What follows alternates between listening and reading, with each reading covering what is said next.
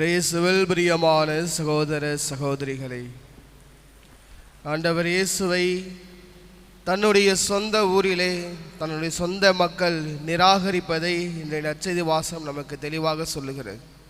தன்னுடைய சொந்த இடத்திற்கு செல்லுகின்ற போது மக்களினால் அவர் நிராகரிக்கப்பட்டு அவரால் எந்த வல்ல செயல்களையும் அவரால் செய்ய முடியவில்லை. மக்கள் அனைவருமே அவருடைய வெளி தோற்றத்தை மட்டும்தான் பார்த்தார்கள்.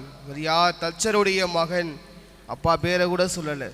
தச்சருடைய மகன் வேலை செய்வதை தான் சொன்னார். மரியாவுடைய மகன், ஒரு சகோதரர் எல்லாரும் இங்கே தான் இருக்காங்க.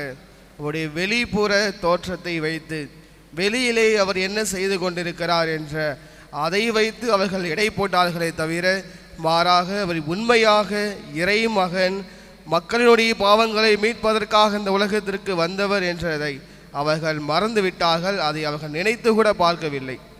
பல சமயங்களில் நாம் இப்படிப்பட்ட ஒரு வாழ்க்கையை தான் வாழ்ந்து கொண்டிருக்கின்றோம். பைபிள் படிப்போம், கோவிலுக்கு வருவோம், பூசைக்கு ரெகுலராக வருவோம். ஆனால் உண்மையாக நாம் புரிந்து கொண்டிருக்கின்றோமா ஆண்டவர் இயேசுவை என்னுடைய வாழ்க்கையில்?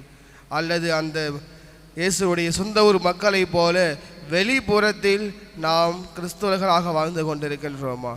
பைபிள் படிக்கிறதும் ஒரு வெளிப்புற அடையாளமாக இருக்கிறது.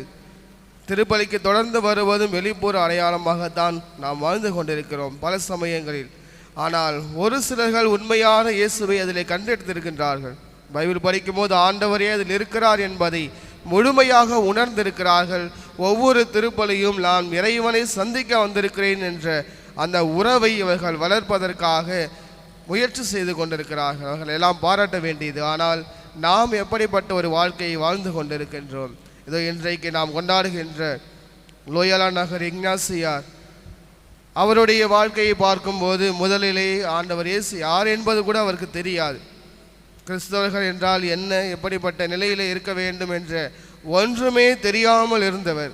ஒரு படை வீரராக இருந்து போரிலே செல்லுகின்ற போது காலிலே அடிபட்டு படுத்த படுக்கையாக இருக்கின்ற போது அவரிடம் கையிலே இயேசுடைய வாழ்க்கை வரலாறு புத்தகமும் புனிதர்களுடைய வாழ்க்கை வரலாறு புத்தகமும் அவருக்கு தரப்பட்டது.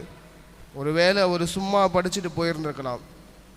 ஆனால் அதை படிக்கின்ற போது அதனுள் இருக்கின்ற உண்மையான ஆண்டவரையும் உண்மையான அந்த புனிதர்கள் எப்படி ஆண்டவரை பின்பற்றி அவருக்காக இரத்தம் சிந்தினார்களோ அந்த உண்மை தன்மையை அவர் படிக்கின்ற போது அவர் புரிந்து கொள்ளுகிறார், அதை ஏற்றுக்கொள்ளுகிறார். அதன் பிறகு அவருடைய வாழ்க்கையே மாறியது. நாமும் அப்படிப்பட்ட உண்மையை நாம் உணர வேண்டும். ஒவ்வொரு நாளும் நாம் திருவிவிலியம் படிக்கின்ற போது அதில் இருக்கின்ற உண்மையான ஆண்டவரையுடைய மனதிலே நான் ஏற்றுக்கொள்ள வேண்டும்.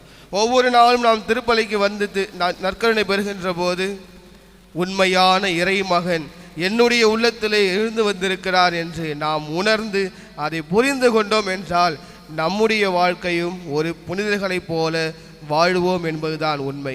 எனவே அன்புக்குரியவர்களே, தொடர்ந்து இந்த திருப்பலி நாம் இறைவனிடம் வேண்டுவது, என்னுடைய வாழ்க்கையில் ஒவ்வொரு நிகழ்வையும் ஒவ்வொரு நாளும் நான் உண்மையான ஆண்டவர் இயேசுவை உணர்ந்து கொண்டு அதன் வழியில் நான் வாழ வேண்டும் என்பதற்கான அருளை வேண்டி தூய ஆவியார் வழியாக மன்றாடுவோம்.